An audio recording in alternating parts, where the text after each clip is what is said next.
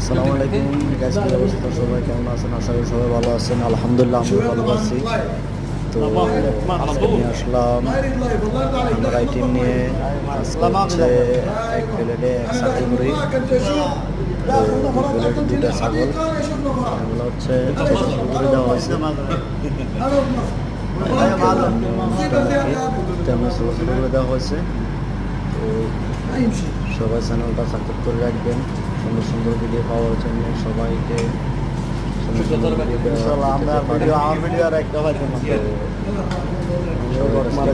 রইল।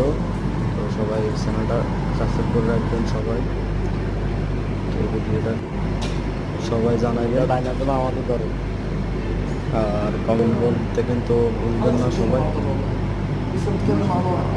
তো সবাই ভালো থাকবেন। আল্লাহ হাফিজ।